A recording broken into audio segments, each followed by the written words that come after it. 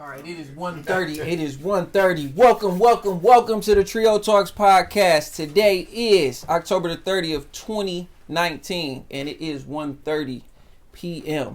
And today's topic is let's talk about sex. How y'all doing today? Good. All right. So we have special guests from Student Health Promotions, and I'll let them introduce themselves. Okay, my name is Johnny Gossett. I'm the health educator here on campus in Student Health Promotion. My name is Tiara Starr. I'm a graduate student with the School of Public Health, and I'm also a graduate assistant with Student Health Promotion. Okay. So like I said, today's topic is let's talk about sex. And the first thing I'm going to have Mr. Gossett do is talk about Student Health Promotions, an overview of what their office actually does.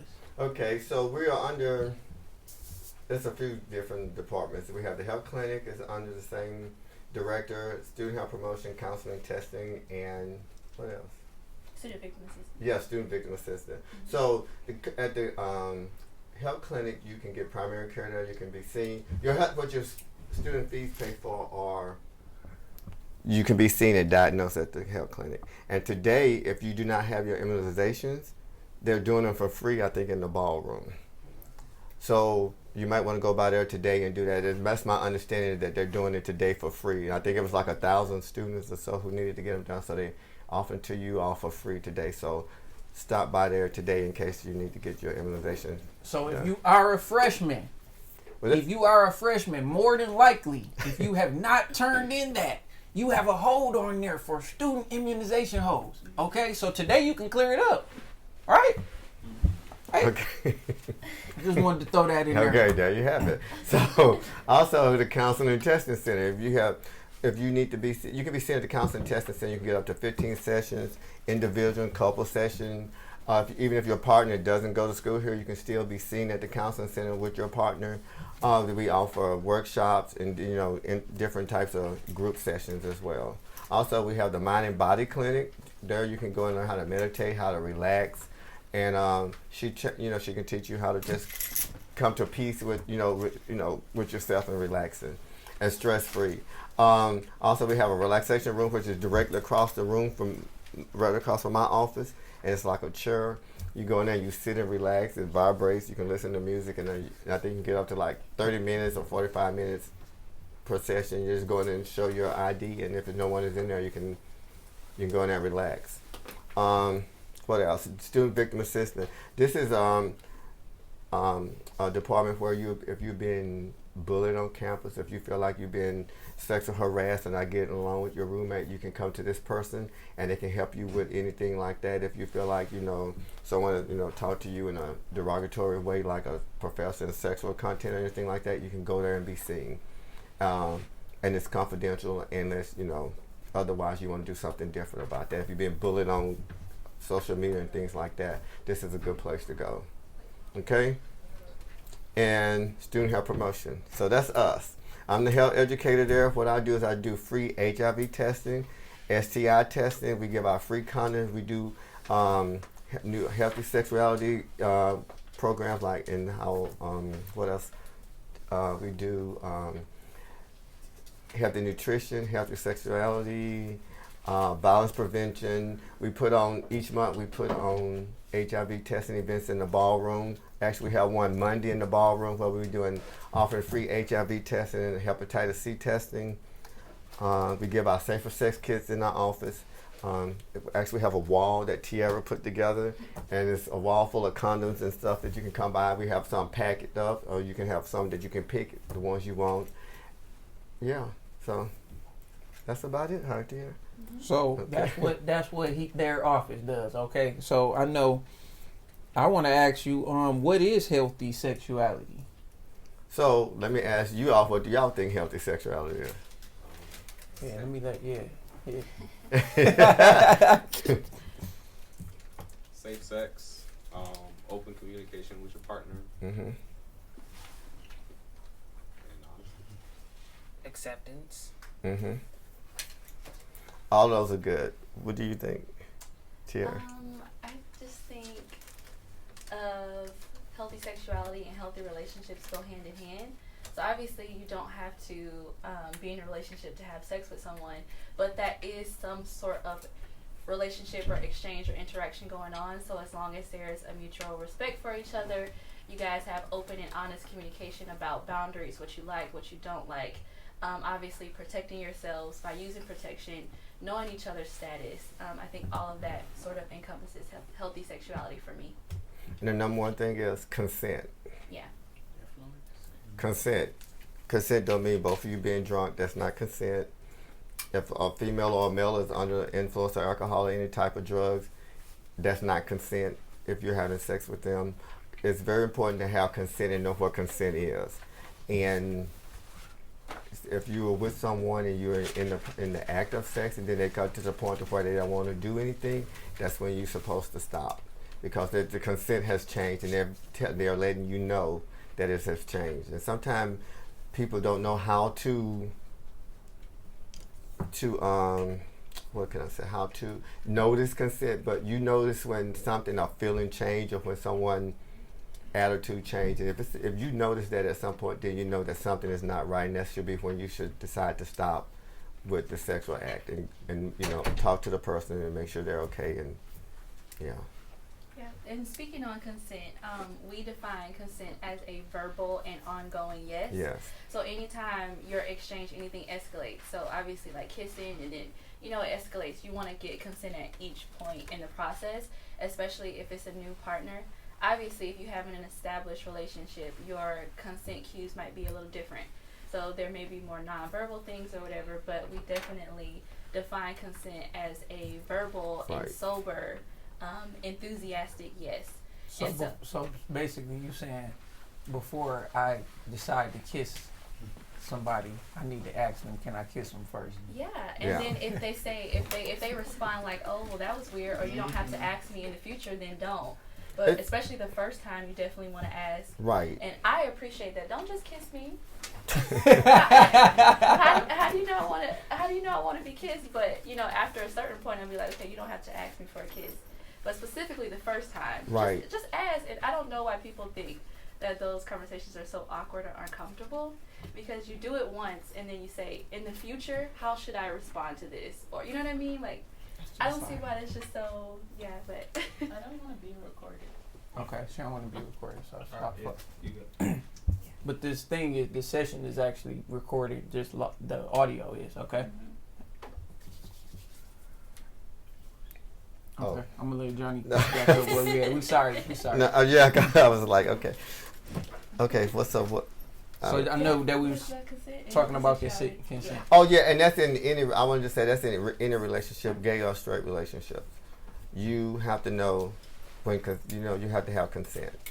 And in this, you was asking about kissing, like Tiara said, especially if it's a new partner, you just don't want to assume that someone wants you to kiss them or want you to touch them. Mm-hmm. Yeah, make sure you get that verbal consent. I'm gonna let you move on to the next point because I know you got something else to talk about. Okay, so you want to talk about STIs and STDs. Mm-hmm. So in the office, I offer free HIV, gonorrhea, chlamydia, and syphilis tests.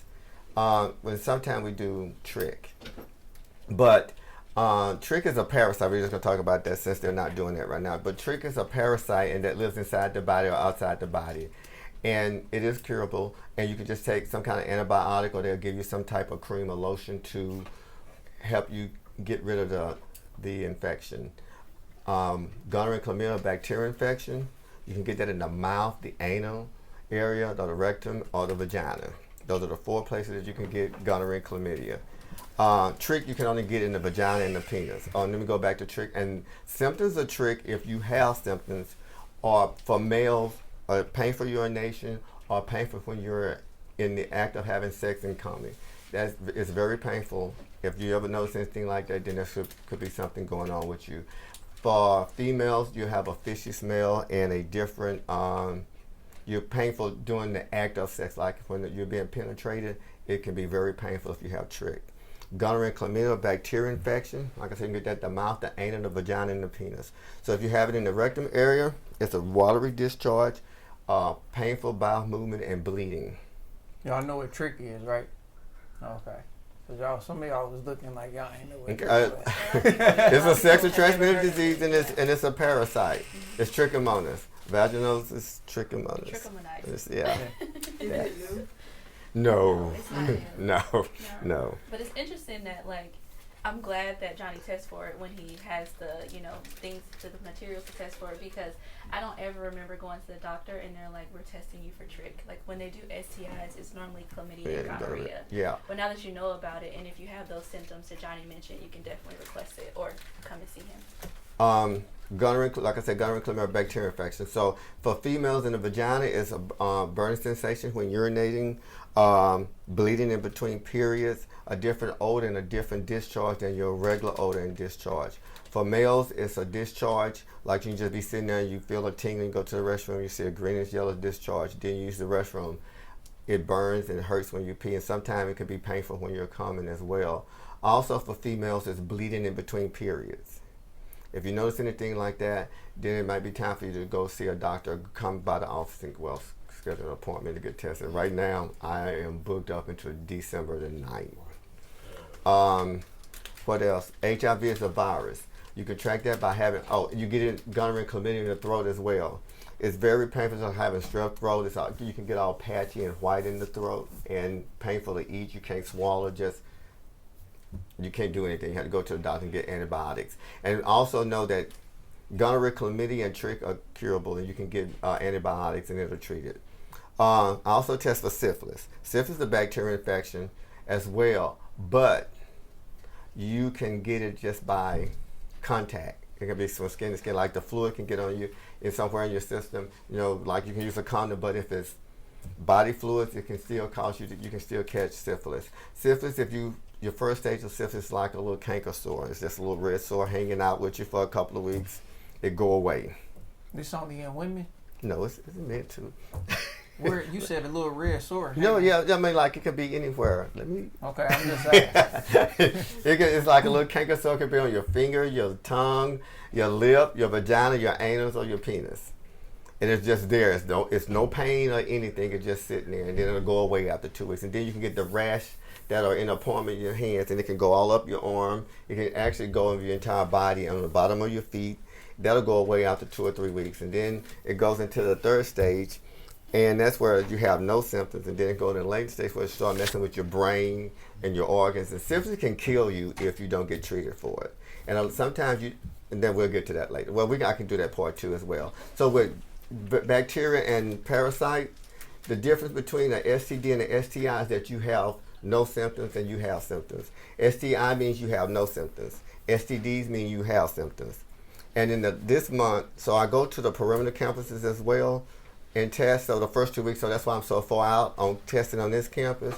And in this month, I had about 20 come back who didn't have symptoms, who was positive for gonorrhea and chlamydia. And some students have been coming back positive for gonorrhea and chlamydia in 2 different places at the same time. So that's why I do swabs, so I can swab your throat. I can have you go in the restroom and swab your vagina, your anal area, or your penis. And a lot of females are doing anal sex and they're coming back positive for chlamydia or gonorrhea in the anal area, rectum. So just know if you go see someone, let that doctor or that professional person who's doing the testing know that where you are, the different parts of your body that you're having sex, because you can have it in one area and get tested and not know you have it in the other area. So just be mindful of that. And just know that you can have a STI and have no symptoms. And when you do have symptoms, it's an STD. HIV is a virus. You contract that by having unprotected sex with someone who's HIV positive and sharing needles with someone who's HIV positive. HIV is found in blood, bladder secretion, breast milk, sperm and cum from a man, pre-cum from a man, and anal fluids from a male or female. Those are the only body fluids you can contract it from. That's because they're all blood-based. Okay? You get your HIV test result back in the office the same day, and your syphilis test. The HIV test can be non-reactive or preliminary reactive. Preliminary reactive means that there's a possibility that HIV is in your system, so I would run another test. If that test comes back preliminary reactive, then I call one of the agencies I work with to do a confirmatory test, and then they go through the process of checking out what your If it comes back positive with them, then it's confirmed. So they'll draw blood to see what your T cell count is, your viral load is, and they do sometimes they'll do a genotype test and a phenotype test. And one of the tests, I forget which one tells you what you are already immune to, because a lot of people are being diagnosed with HIV, and the person they contracted it from was on medication. So your body has built up a system, built up a resistance to that. So that medication won't work on you. And then the other test would determine what you can take. Okay? Any questions about that?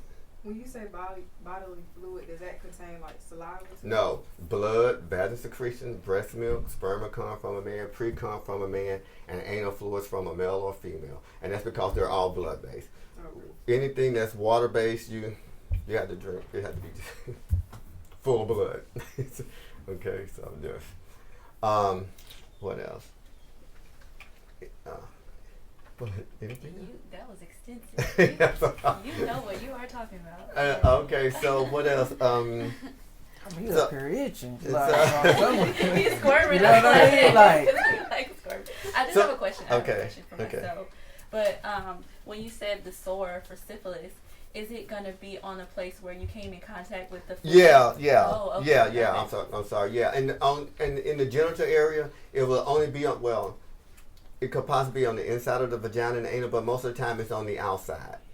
So if you got vaginal secretions on your finger or something. Yeah, if you have like a cut, it could possibly. That's where the infection. Yeah. Okay. Yeah, and that's why they say also, like when you're doing oral sex, try not to brush your teeth and use mouthwash, because it opens up little microscopic cuts in your mouth, and so that helps. Keep down the contraction of anything. Is that before or after? Before.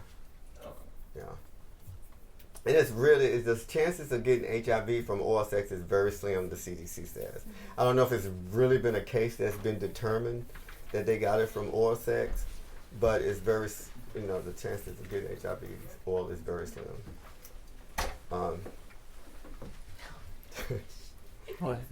I had to look this up, man, what these sores look like, yo. So are you leaving? Yeah. Okay, before you leave, could you take a quick picture of this and do the survey? No, this right here. This is for my boss. Oh, yeah. And since you're doing that, you get to pick one of those things off the table. Okay. What else? Do you want to keep going?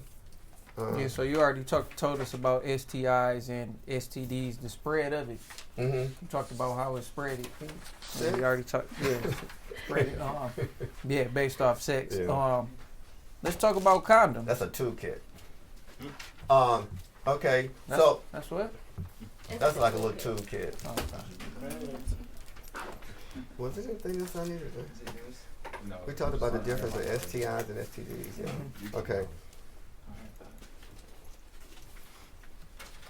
So you want to talk about condoms? So, latex condoms. Let's talk about condoms. Okay, we have regular condoms. We have lubricated condoms. We have flavored condoms, and we might have. I think I have a few dinner dams in my office. The dinner dams and female. Well, we're out of female condoms, but we do have some to show you what they look like. I got a couple from him in my office in the bowl.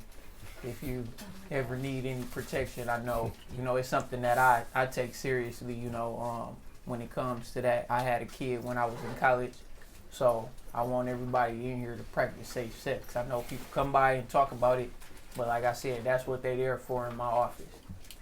So, if you need them, we got them. Are you getting ready to leave too?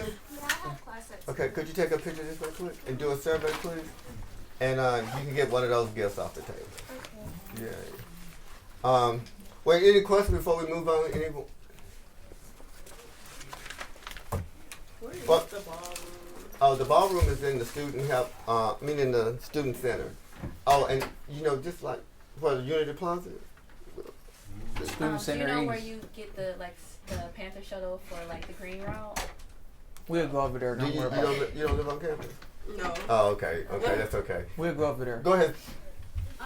Well, it's more so for feminine health and stuff. Is it good for us to use products? Is is it good for us to use soap? Because I get this a lot where people are like, it's not good to use soap down there, but then because it creates smells and stuff, and then some people say it's not. It is Well, good. okay, go ahead. Go. Okay. She. So I wouldn't use like scented soaps and things like that because it can throw off your pH balance. And if your pH balance is thrown off, then you can be prone to like smells or just discomfort and all that stuff. So I wouldn't use like really fragrance soaps or like bath and body. Like don't use stuff like that. Honestly, you should be fine like cleaning yourself with like water and like a washcloth. That should do it. But there obviously are products that you can go buy and use. But you know, you shouldn't use like scented soaps mostly because of the pH thing. Yeah. And some people are more sensitive than others, so you know yourself. If you're fine, go ahead. But I wouldn't suggest using those products. Yeah. Thanks for that woman to woman. Go ahead. Answer that one. So there are different types of condoms. Like there's latex, there's rubber, there's plastic as well. Well, no. Rubber, No. Latex, plastic. Latex is. What? No, he didn't know. But I'm just saying, but That's okay. He didn't know. We're gonna explain that. because to us. I'm trying to learn Latex, too. non-latex, and lambskin, right? Yeah. And so, non-latex is for people who say they are allergic to latex. Yeah. And the latex can come not with lubricated and not lubricated. And also there are flavor condoms. Flavor condoms only for oral sex, no penetration. You can either put it on a penis for giving for shows or oral sex or head, whatever y'all calling it today. That's what it's for. No penetration because it can possibly cause the young lady to have a yeast infection. How it works anally, I don't know about if it can give a guy a yeast infection or a female a yeast infection in the rectum, but it's only used for oral sex. And you can also cut them open and lay it over a vagina and do oral sex on there. Also, you can use dinner down for both rectum and vagina oral sex. And they're really, I forgot to bring some, but they're very thin and yeah. They're flavored also. Yeah. And we have lube as well. And for the young men who are masturbating and using soap and all this other stuff, you can come by the office and get lube. Hair conditioning and stuff like that is not good for. You can give yourself an infection. You can burn when you urinate after doing that. So I suggest using lubrication or buying lubrication instead of using lotion and stuff like that. Because one kid told me he used hair conditioning. That was Hair conditioning. yeah. That's a top off. That's a measure. So just be mindful of that. We do have all that at the office, and we will show you some stuff. It's not. What's that? That's what I was just putting more. Okay, we will show you some the different things. So yeah, and we have female condoms. Well, we have they're expired, but you can put in a female condom, and you can wear it up to 8 hours. Yeah. 8 hours. You can wear it for 8 hours. So just be mindful. I test a lot of students who say they meet people on what is it? Tinder and if yeah, and if you gay Grinder and all that stuff, you're going to have sex. It's not a heat of the moment. If you know you're going to have sex, stop by the office that week before. If you're making plans to do stuff on the weekend, we have condoms there every day. So just stop by the office and pick up condoms. And so, anything else? I don't know what it is. Oh, you can get some of that food back there. Go ahead. I'm sorry. Any more questions?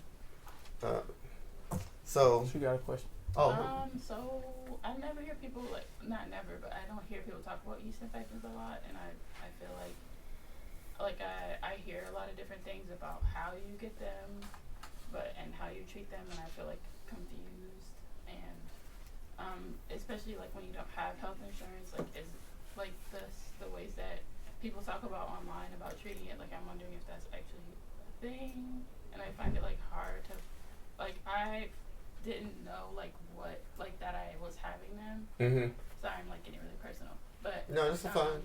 And I thought that my soap was making me feel itchy, and it wasn't I had I don't actually know the difference, Mm-hmm. and that something weird is happening. It's normal to me now because I've had them for so long. Mhm. And have health insurance, so I'm just So have you been to the student health clinic? Yeah, that's when the first time I found out, but it was like recently, like Mm-hmm.